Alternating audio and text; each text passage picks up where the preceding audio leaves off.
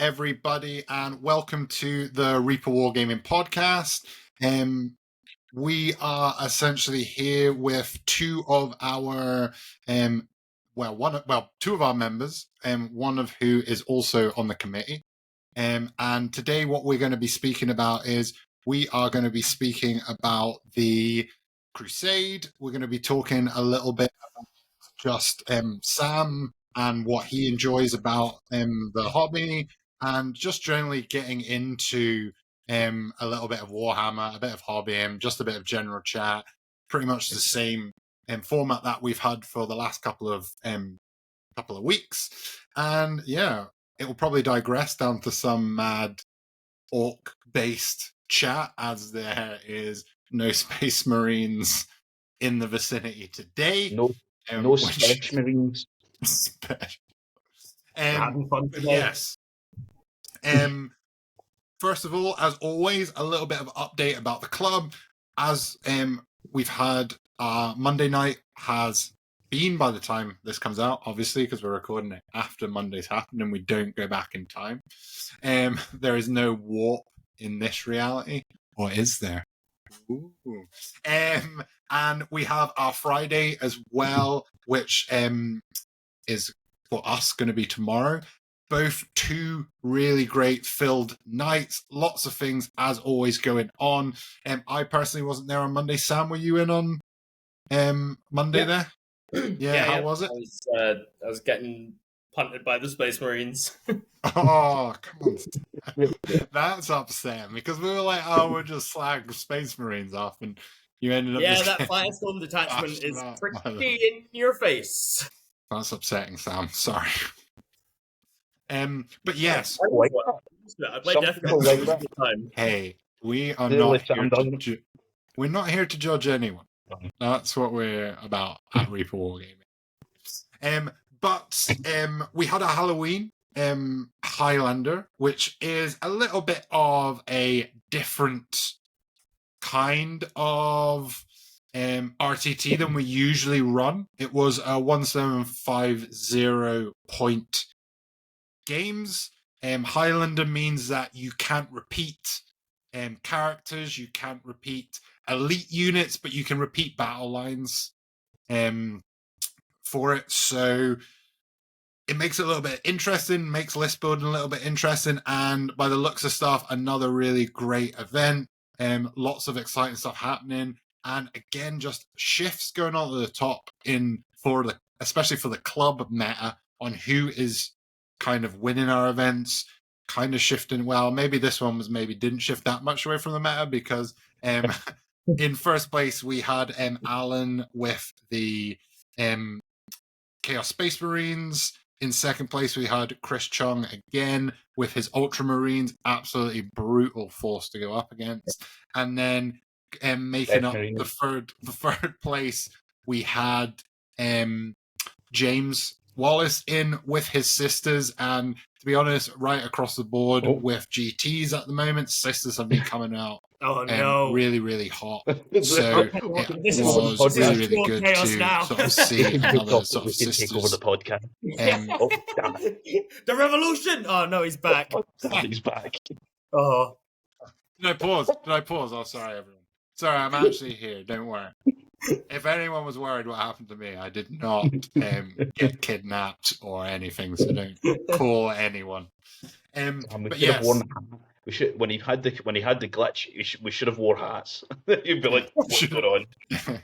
You put a massive ginger beard on, and Sam should have put glasses on, and then I wouldn't have known who was who. Wild. Who's who? I don't even know anymore. But yes, as always, thanks for anyone that's coming in the chat. I already see some people saying hello. I've got the chat up here, so please talk away, ask us questions, any of that stuff. And really, let's just get into it. So welcome, Sam. Thank you so much for joining us. Please. Thanks for having me. Me and you kind of started literally on the same day playing Warhammer, actually, which is pretty cool. And we were getting taught by a very good friend of ours, Tom, on how to play on a whiteboard. There was a lot of drawing, I remember, and really I wasn't taking Fuck man, any I of took it nothing in. in. And then had to Well, just like hang around watching people lurking over their tables, being like, Yeah. What are all these dice What's- you're rolling, my guy? I don't Please I tell still me what's don't happening. really have like the best handle on the game, but I have fun. It's good. Yes, and that is the point. I mean, it'd be better. You're probably better now rather than being on a whiteboard. Yeah, that's true. Saying. That's true. I don't know, man. I'm useless with technology, and I like the app. I fuck up every time. So Sam, really just give us a little bit of detail on what attracted you to Warhammer. How did you first start playing it, and kind of what is it about it that you enjoy so much that kept you around? Well, I kind of came into it by accident. My friend moved to Australia, and he gave me like 600 points of Death Guard, and the barrier to entry to Warhammer is sort of quite high, and I was like into D&D and stuff, and like a couple of my pals, Tom and Keir, they were playing, and I don't really like maths, so that was a bit of another barrier to entry for me. So after I got the Death Guard, I got into the painting. I kit bashed a couple of models, and then I was like, okay, this is good fun. So I've now got probably, across Sigma and 40k, I've got like 10,000 points of Nurgle, and I've just started my Orcs army. So I've just got built my first 1k of Orcs, and so the theme across the two armies is that I like kind of breaking my very expensive plastic models and gluing them back together so that they are mine specifically. I think that's kind of like that's kind of my big driving force behind the hobby. I like expressing my like individuality through my models, so that's fun. And if I do say so myself, and I'm not biased in any way, shape, or form, you've chose the best army for your second army. I think like it would probably have been the one that I chose if I chose to start Warhammer, because they're mushrooms and I like mushrooms. So and it's kind of like I think Orcs are a good kind of like starter army anyway, because you just kind of like you throw them at the opponent, just go and it's kind of straightforward, and there's not that many tricks. It's just kind of you shoot a lot of bad shots. Yep. Some of them hit. It used to be a lot more, but now it's like next to none. But now you're just dead killy. You're just dead choppy. Get all the teeth. So that, like I was saying to Sam earlier, I was like, they are definitely like an all or nothing theme going on for the Orcs, because if you can get in and kill and start killing, stuff just is going to get wiped out. But if it just doesn't happen for you, you need to use the right vocabulary. You need to get stuck in. Get stuck in. Heed first, get right stuck in there. Heed first, yeah. I can imagine like a lot of Orcs just like jumping in head first into stuff as well. Anyway, so it all works. It all works. No, so what is it? What is it about the hobby that you enjoy so much, Sam? You have 10,000 points of the slimy green boys, which essentially you have 3 armies to play across, which is great. Yeah. And what is it about Warhammer? What is it that you enjoy about the sport? Man, I think it's really important that people express themselves and have some kind of like outlet for that, like be it music or like art. And I think painting and modeling is a great outlet for that kind of thing. So that's why I like it. And it's a great way to kill time in shitty Scottish winters as well. Like, oh, it's dark, I'll just get my painting lights on and while away the long evenings. But man, and I think like playing's good fun as well. I really like chess, and it's kind of like big, complicated chess, but it takes time to get into that. But I think, it's definitely the more creative and that kind of stuff. And like, because I was into D&D before, I really like the kind of narrative side of play a little bit more than I like the kind of competitive side of thing. I haven't been to a tournament, and I don't really have any. I've got 10,000 points, and none of it's tournament legal. It's all got the wrong guns, and it's too big, and and I think one day maybe. But I think that is what is so great about the hobby, right? Is that if you want to, you can play competitive. You can be all competitive. If you want to, you can just do hobby stuff. If you want to, you can just run narrative stuff where stuff is just ginormous and it isn't what you would call battle legal or battle ready, and that is okay. And I think that's what, or you can do all of them, or you can do some of them, or whatever it is that you like. Because really for tournaments now as well, you only, like, they have painting restrictions to a lot of them, but like, it's just like, what is it, 3 colors? It's like a shade and a freaking layer and like some kind of like small highlight, and you're good to go. And you custom building for tournaments. I mean, like a prime example, right?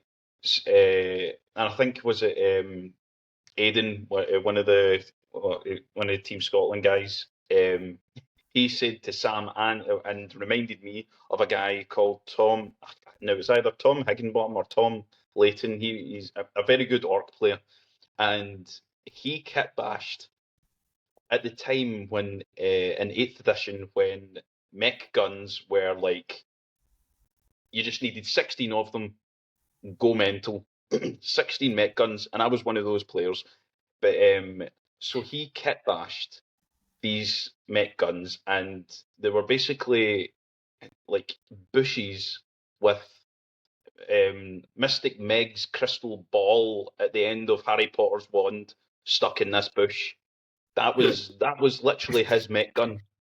So like, you can like, kit bashing's totally cool. Creating your own stuff and all that for competitive is totally cool. The only thing that you need to be mindful of is, and the same with 3D printing as well. You're cool using them as well, but you need to be mindful of like, they have to have the same dimensions as the original. No matter what, I mean, cool. Say if you're able to make, and it's probably a wee bit more like, work, but if you're able to actually build the model how you want it, but then there's a bit that you're like, I really want this on it, but when it comes to a tournament scene, I can't have that on it because it adds like 3 inches onto the bloody thing. So if you're able to, like, even if you're able to magnetize it or whatever, and then just plop it off, or like, there's so many ways you can get around it. But then that's a lot more effort to get put into it, and it's down to whether you want to. But you can kit bash for tournaments, no problem whatsoever. You just need to adhere to some restrictions. That means, like, especially when 3D printing, your stuff's not like 2 centimeters smaller than it should be, or in all dimensions, and things like that. 100%. So it's like. So I was just going to just sort of ask Sam, like, you've been a member of Reaper round about very early on since it started. Like, what do you like? What do you like about Reaper? What do you enjoy about it? You're down pretty often? Like, how do you find it? How do you enjoy the building and all the stuff that comes with it? People. It's class, man. So like, the space is amazing, and like, the ability to have so many people playing at once allows it to be such a like great community. When I started, I like made it a mission to kind of get to know everybody, and there's still like new people that I see every week, and it's cool because again, that is more armies and more people that have like got cool, like, expressive armies, and I just think it's great to see all that. And there's new people joining every week. So I think the next round of the Crusade is going to be oversubscribed, but we've had some dropouts, so we'll be able to fit some people in. But it'll be a raffle for sure. Great. Yeah. And actually, sort of talking about that Crusade before we get onto it as well. There's been a lot of chat as well in the heresy chats about starting some kind of crusade, potentially a narrative, because as we can sort of talk about, there is a little bit of nuance between narrative gameplay and potentially crusade, and whether you can have a narrative games without it being a crusade. 100%. You know, and it will be really interesting to sort of get your take on where crusade is sitting right now, how you feel about it. Like, we played a little bit of crusade in the last edition, but sort of how it's sitting right now and how good it is for that sort of narrative play at the moment as well. But yeah, so we have a crusade, as you mentioned. It's kind of coming into season 2? Is that kind of a good way of saying it? Season 2 is a good good way to put it. So we're kind of planning this this kind of 4-arc narrative journey, and we're kind of coming in towards the end of the first arc, so we're going to try and maybe put something together at the end of the year and have a big fun battle royale. You know, so it's called the God's Gambit, and the kind of the whole premise behind it is that just an average Joe hero of every faction has been shown a vision of their perfect future, and they have been shown a space Hulk floating in the deep space, and they have been compelled to seek it out by a trusted advisor or a spiritual being that they believe in. And they sought this Space Hulk, the Astral Cloud, and they had a big Royal Rumble on board it, and that was a really fun. It was such a cool night. Yeah, we had 4 games running consecutively with 4 players at each table, 500 points apiece, and it was just like a nice little scrap. It was we thought about using the boarding actions rules from it was a mess. Yeah. We just kind of scrapped that. It was good in theory, but then when it came to being on the board, it was just a bit too much. Yeah, a bit too much. But you know, like Dave and I have been we've been trying to put our own kind of twist on things, because as you say, Nick, I did at the last club that you and I played at, I was running a narrative game there in 9th edition, and that was towards the end of the edition. So every faction had a codex. Every codex had specific crusade rules. So it was quite cool to kind of come in and start this narrative before any of the codexes dropped. Even though now we're kind of having to scramble a little bit to give people that don't have a codex some fun rules that they can interact with. So we're absolutely not just going to copy and paste some battle traits from the Space Marines and turn into codexes. No. Absolutely not doing that. Absolutely not. What is how many people play in your crusade currently? We've got 4 planets with about 16 now, I think. It was 19. I think it was 19 to start with, and then it's went down to it's either 17 or 16, as Sam says. But all the guys are absolutely loving it. I've talked to them talk to them whenever I get in, and I get feedback. When I speak to Sam, he gives us feedback, and everybody so far, fingers crossed, has been enjoying it. They've been enjoying some of them have even enjoying their own wee stories that they're creating and developing between each other and things like that, and it's just making it more, they're diversifying it themselves rather than us doing it. It's like we never told them to do it. Some of them have taken it upon themselves. Some of them have created their own wee grudges and things like that. It's really cool, and some of the stories that we get told is actually quite bonkers. And like, for instance, like I'm going to say this one, Sam, but because it was on the very first night, like everybody Royal Rumble in the hub, Sam had all these like so it was like we hidden things that within the games, and each person had to roll a d20, and if depending on what they rolled, something happened, or they get told something, or they found something to that effect, and nobody could roll anything above 10. Like nobody could roll higher than 10, and Sam's like, and you could see the frustration. That's like, I want to tell this. I want to say something. Yeah. It's just like the D&D, man. You're that's like, the curse. Roll good investigation and find we need to find. That's the curse of the dungeon master. You Oh, write these great narratives, and then no one even bothers to look in the freaking box you put there right in front of you. Like, there's a box. There's a box in the corner with massive eyes, and everyone's like, "Nah, we'll just go to the shop."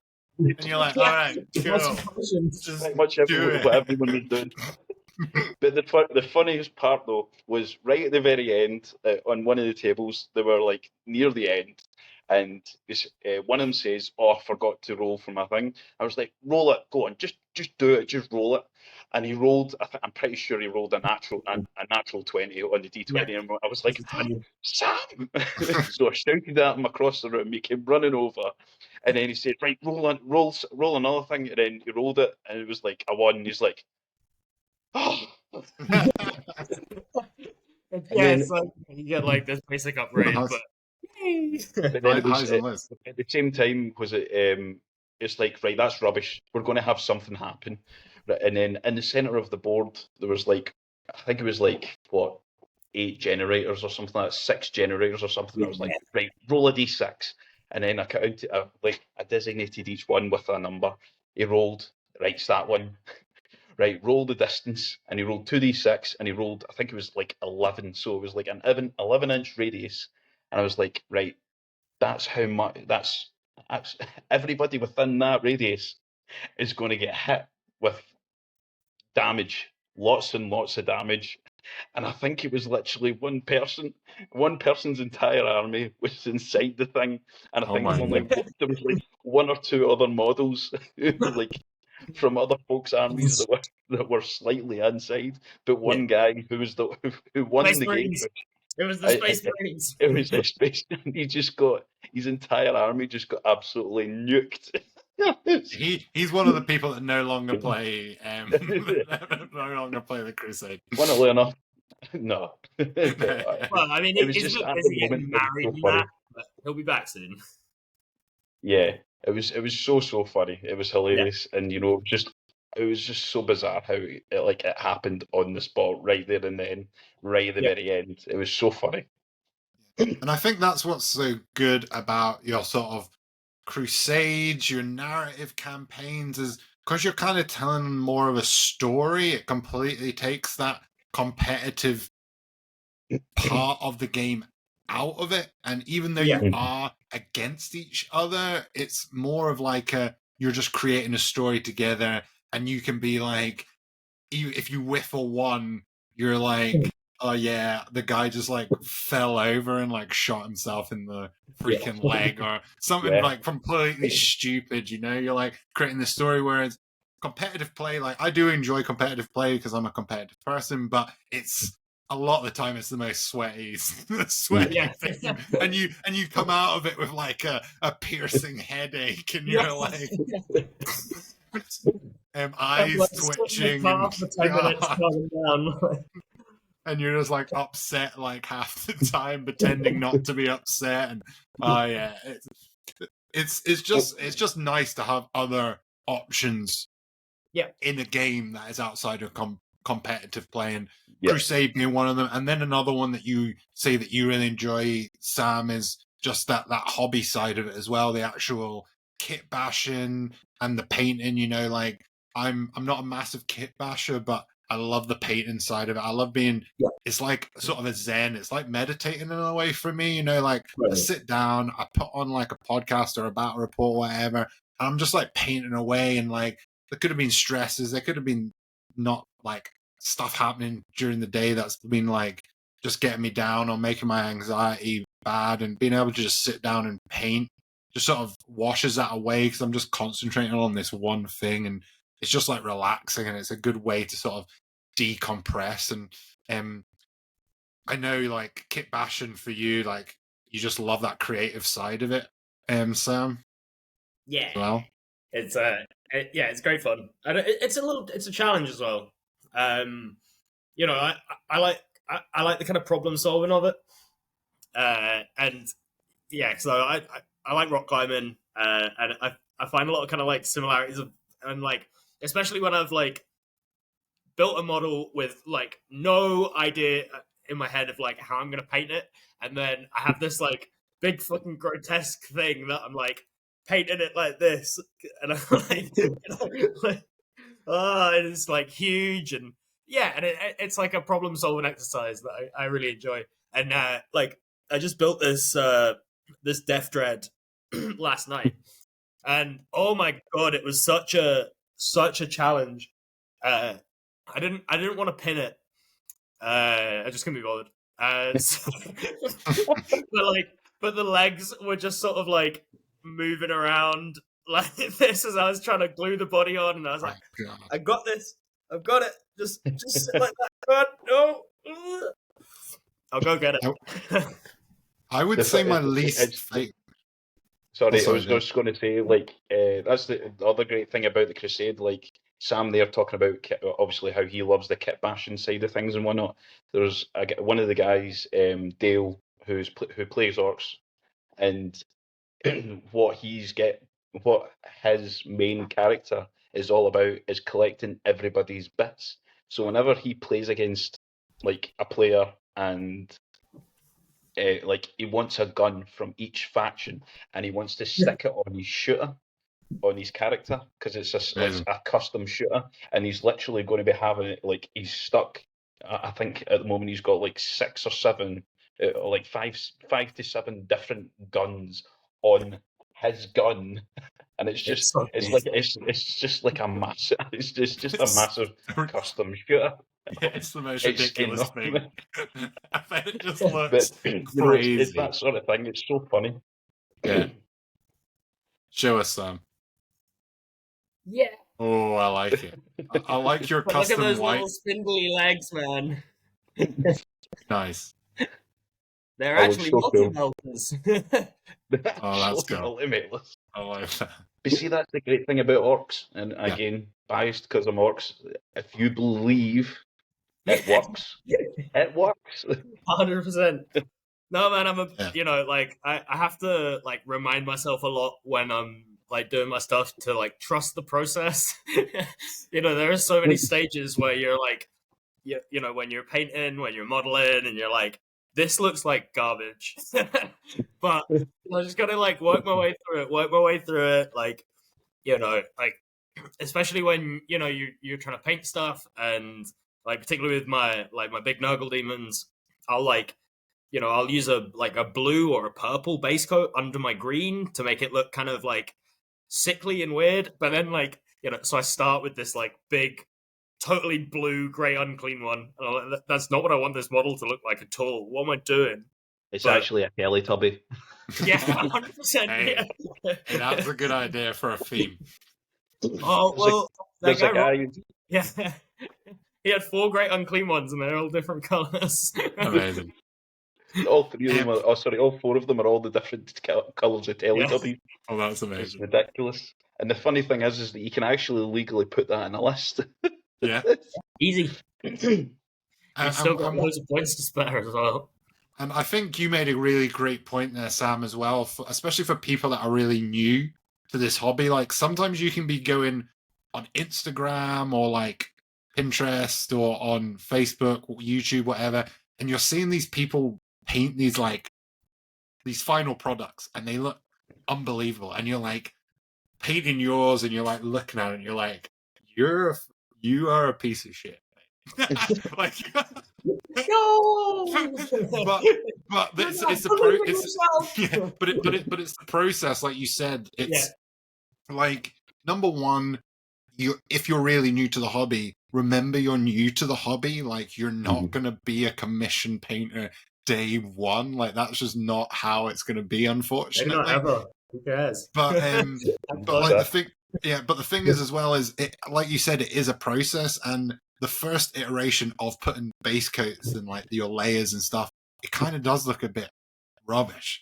But you've just got to keep on building it, keep on putting it on, and then once you get to that final product, which is what you usually see when you're seeing people put up their pictures of stuff, is that's where they get that's the final product. And like, you know what? If it doesn't really work out, who cares? Like, you know what I mean? Just like either strip it or be like, whatever, I don't care, and just play the model.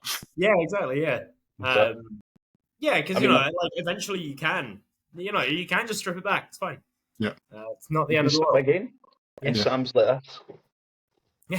Like, get to do it better. But hell no, I'm not doing that. Do you know what I mean? I like, I'm a big believer in being able to see your progress. And I still, like, all the time, I look at my first ever Poxwalker, and like the first mini that I ever painted, and I was like, yeah. And I like put it up next to my, like, the Glockkin that I've just painted, and I'm like, yeah, I'm getting better. I must admit, your Glockkin's pretty cool. It's pretty gnarly, especially the base. The base, you done really good work in the base. So hard. It took so long. I mean, it wasn't hard. It just took ages, like just waiting for all the layers to settle and stuff. See, just as you said that, like the base was really difficult. I can't remember who it was. I think it's a guy called Fraser. And is it his partner? Well, his partner, or they're married or whatever, girlfriend or whatever. But they were both in. He was painting, she was playing Sam, and she had Nighthaunt. Oh, the undead ones, the ghostly ones. Nighthaunt. Nighthaunt. There we go. And her bases, or their bases, were unreal. Like.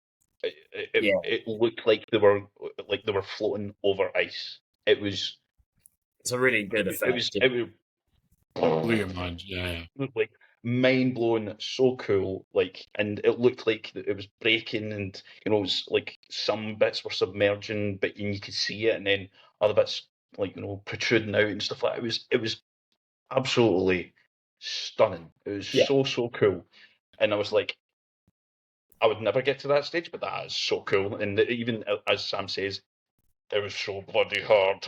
But like, honestly, man, like a lot of the things, like they're really daunting. Like a lot of the, when you're trying like a new like hobby skill, say be that, like sculpting fur out of green stuff, right? That's like, oh God, that's really hard. Wow, that's cool. But it's not. Like, once you start and you just give it a crack, you're like, oh, actually, hang on, just like a little finagle of my tools here. It's about having good tools, honestly. Like, they say a poor workman always blames his tools, but a good workman knows when he's got good ones, right? So, I like it.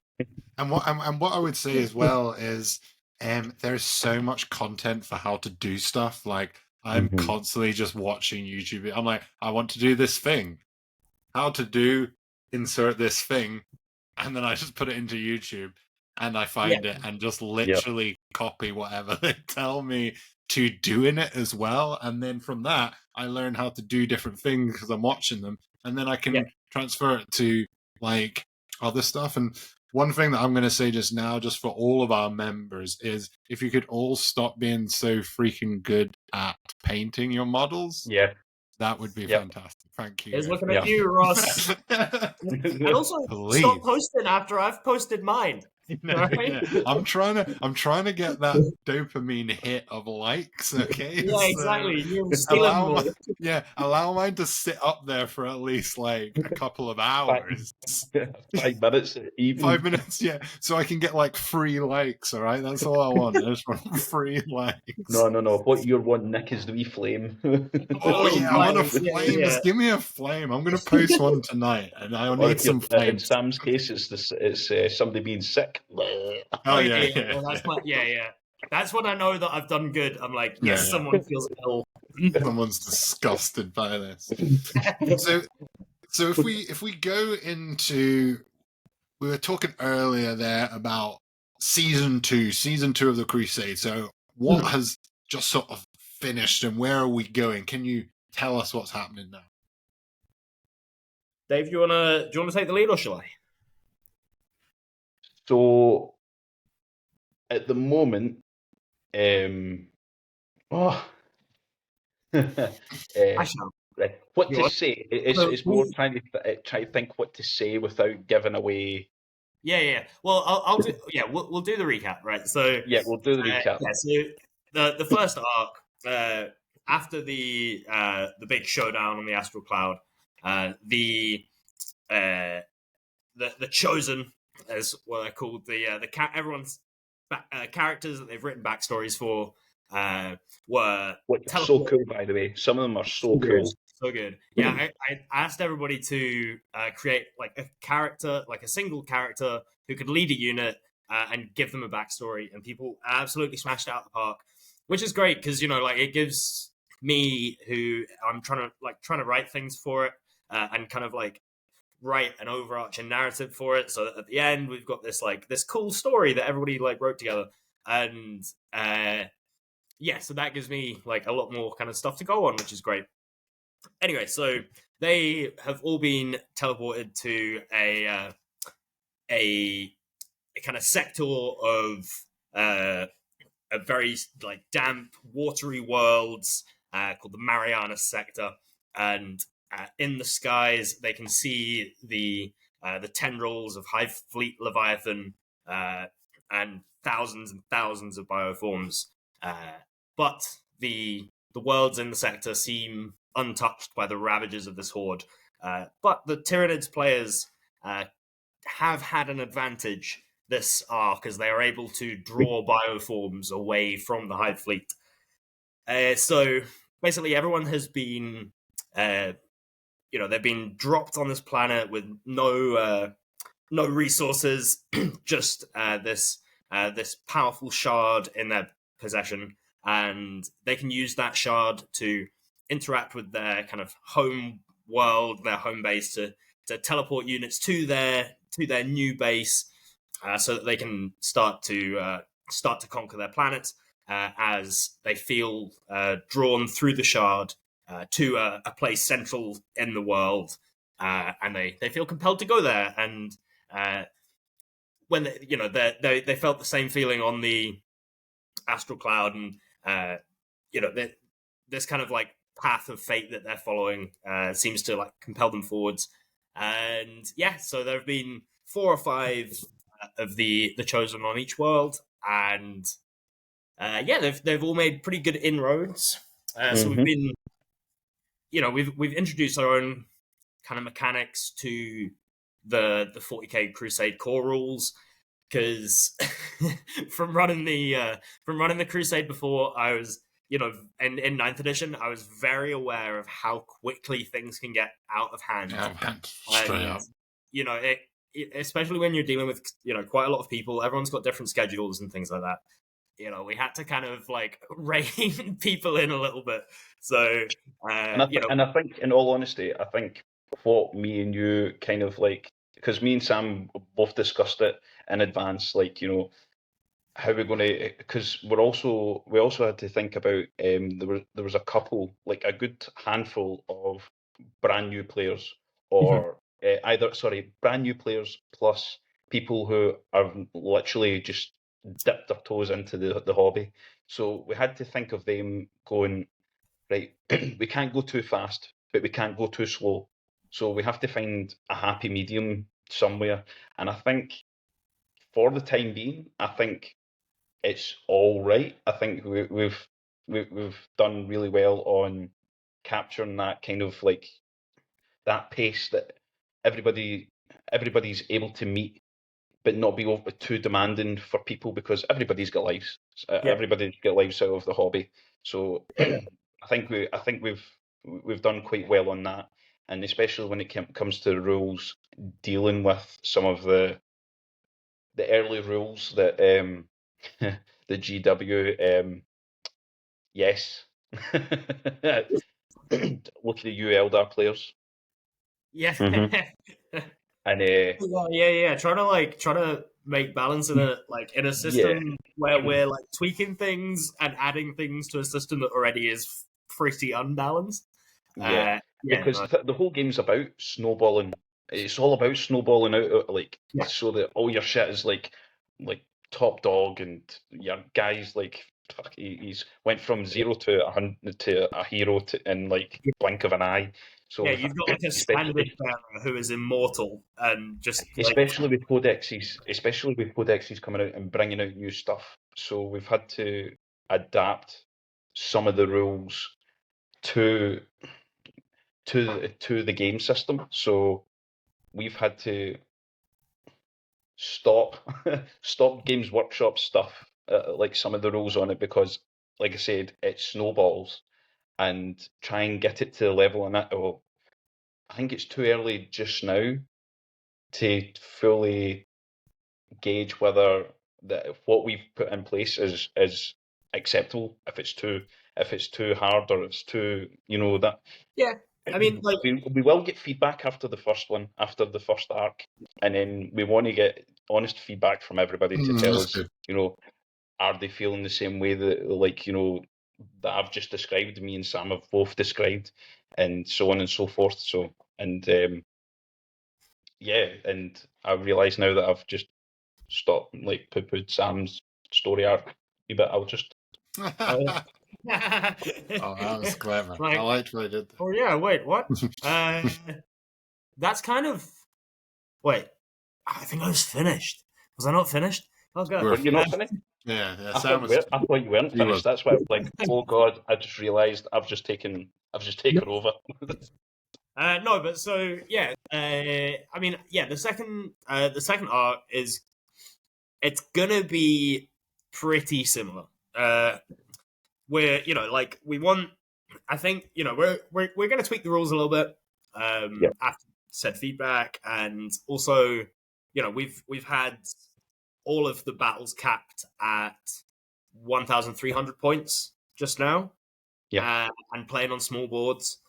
So I think we're gonna get the game's a bit bigger, and I let people build slightly bigger lists. I don't know if we'll go all the way up to 2K just yet. I don't think so. I think me and Sam still got to work that out, but I don't think we're going to be going to full 2,000 points because, like I said, some people are just dipped their toes in the game. They might not. Yeah, that's right. They might not be able to have, they might not be able to fund themselves to get to that. Yeah. And honestly, man, we've got good rapport with everybody who's playing in the game, and it should be democratic. You know what I mean? It's those kind of things. It should be. We should be getting getting everybody else to make the decisions for us. No, honestly, man, I'm really glad that we set it on the tracks and stuff like that, and I think it's been rolling along really, really well. So we just want everybody to be able to enjoy that side of the game, because it's one of those things that's quite hard to play in a pickup game. No one's just going to be like, hey, can I play a narrative game? And we've got to so right now you've got to make upgrades for all of your units and stuff like that. Just is one game. So I think it's really good that there's a framework that people can play it in, and it's nice. When it comes to the second arc, we will also be looking at adding So we have had a wee thought of a few things, and we might be adding a few cool ideas once we put more thought into it. Yeah, because we had But- so the season one, we've had this this kind of battlefield rule where the map has like different hexes, and each one is in a different terrain He's type. gone. Oh, Or I've gone. I'm No, here. it's all right. Yeah, Oh, you're still here. sorry. Everyone's still here. I could have put my hat on. So yeah, so like we've got this season we've had these each hex that people have been fighting over has had a different kind of terrain effect, and each battle round you'd have to roll to see if you're affected. So that might be something that we stick with. It might be something that we kind of change to suit the new surroundings, because it will the second arc will take place in a different setting, and that's all I can say about that one. Yeah, that's all. okay.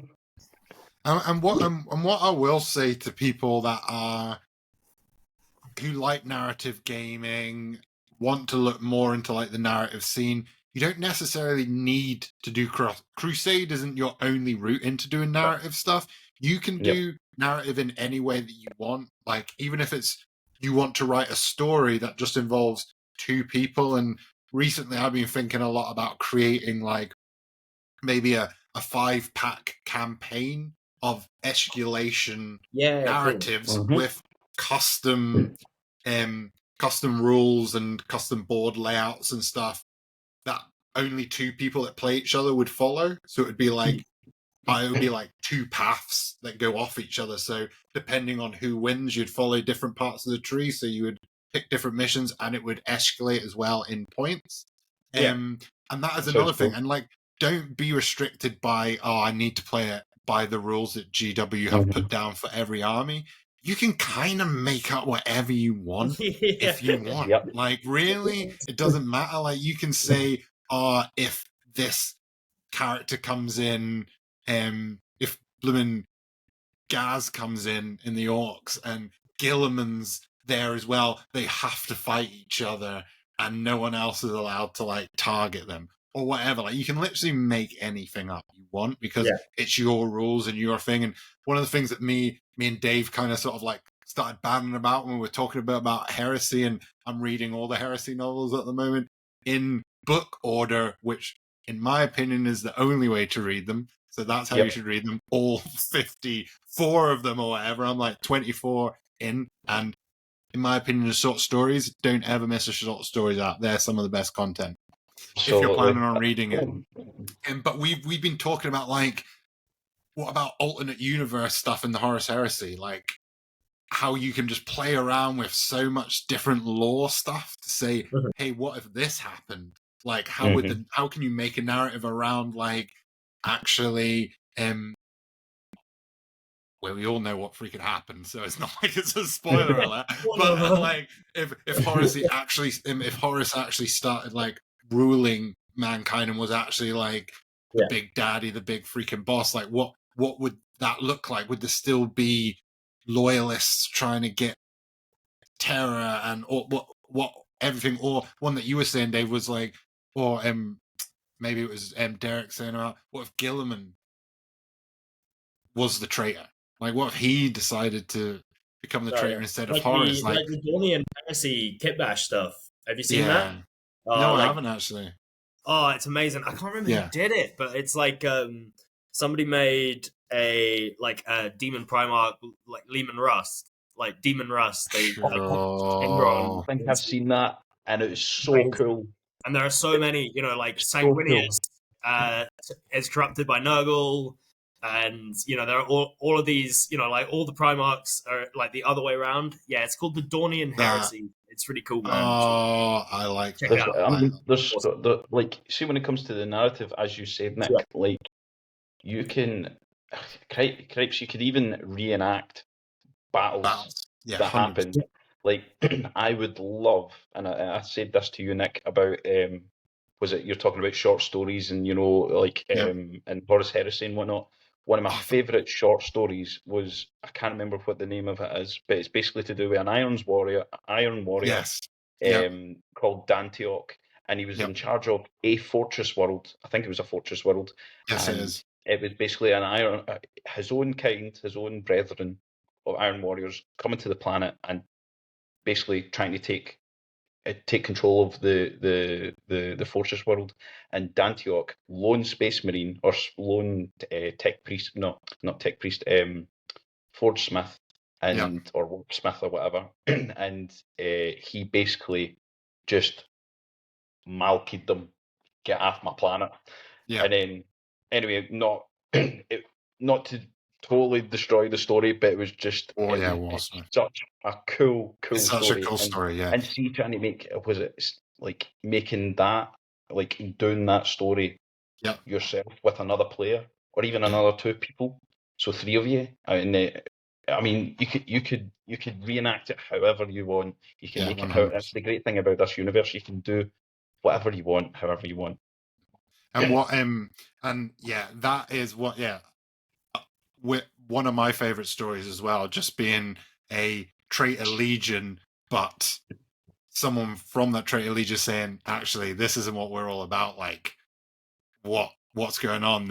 And then you've got Legion fighting Legion, which happens quite a lot in the Horus Heresy as it happens, because the traitor legions don't care that much about their own boys, sadly, boys and girls. The Knight Spare just put in a comment in there saying Pete the Wargamer, he was the one that did the Demon Ross model. So if you want to check out, I thought it was that, but I didn't want to say it and be wrong. So I thought I'd hedge my bets.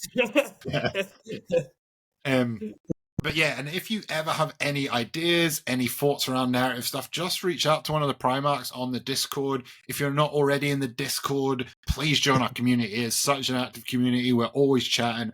We're always, literally every time I go on that Discord, I'm like, there's so many unread freaking threads. I can't even keep up with this all these conversations. Somehow Sam seems to be able to chat in every single channel. It's like people amazing. Just like at me all the time.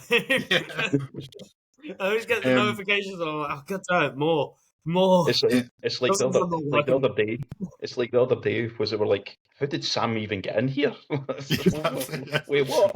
Was he talking in it? I'm the Nurglings in the machine. Just to make a point there with you, Nick, was it there is scope in the nearest of futures of like maybe a Horus Heresy narrative. Definitely.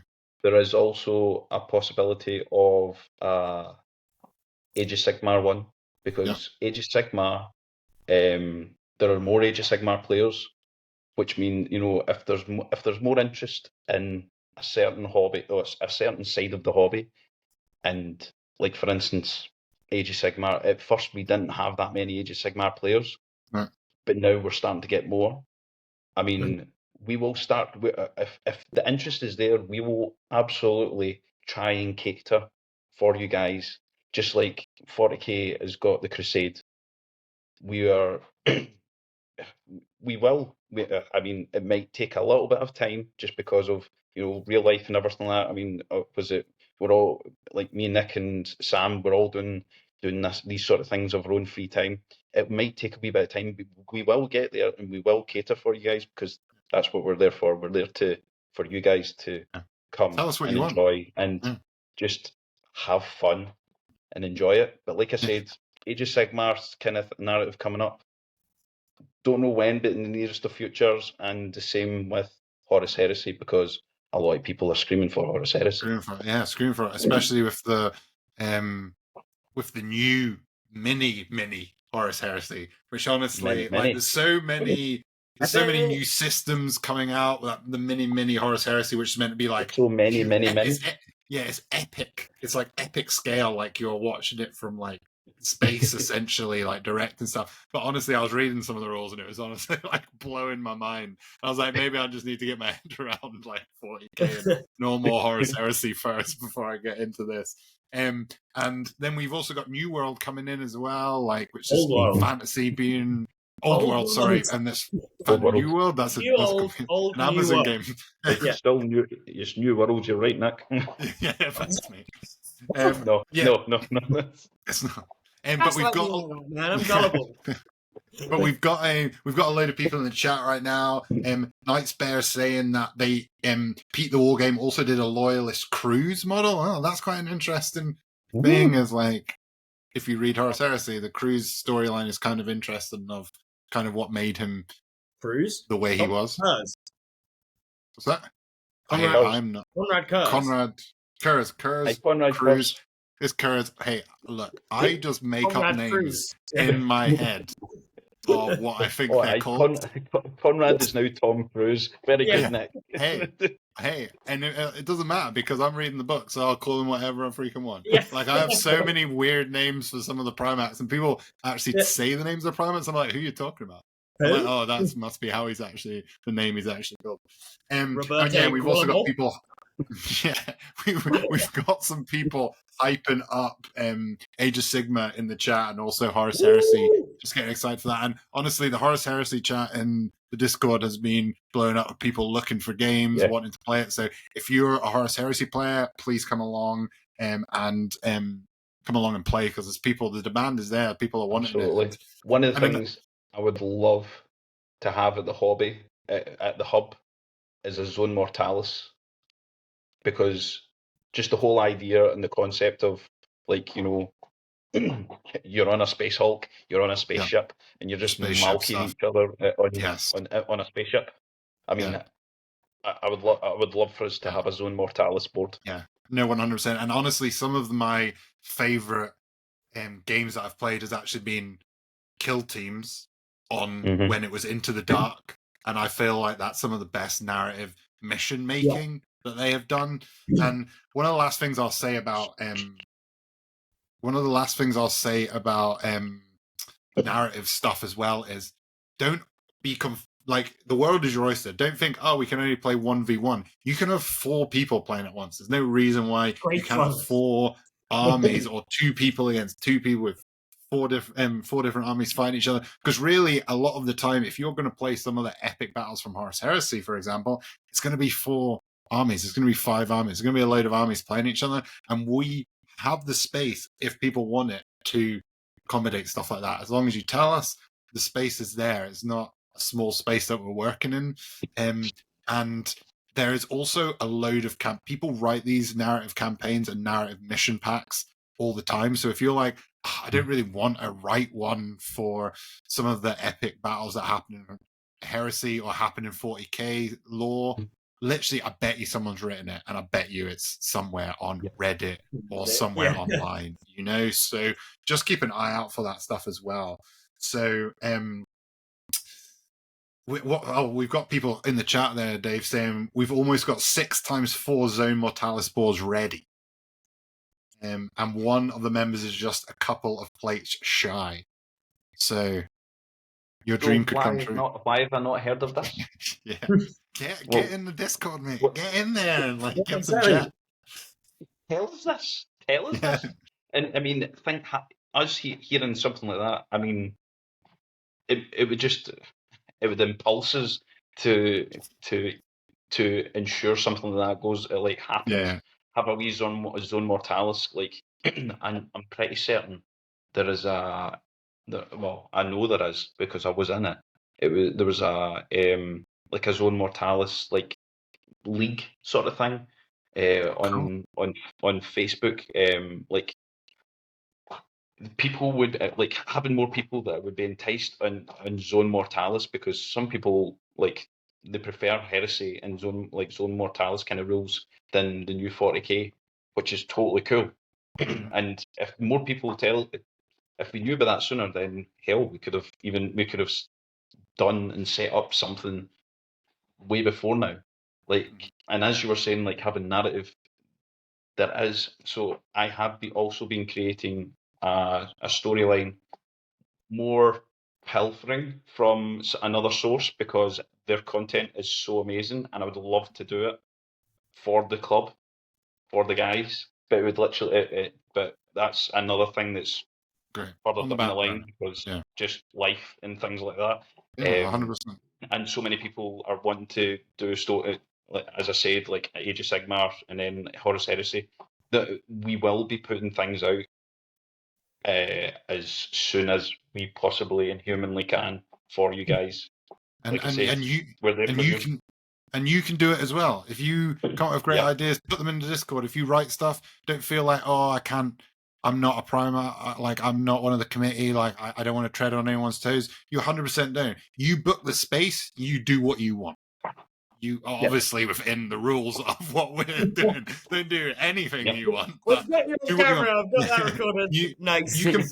You can play any game system, and that means any board game, anything like that. As long as you tell us what you're playing, we can make sure that the space is set up We facilitate it.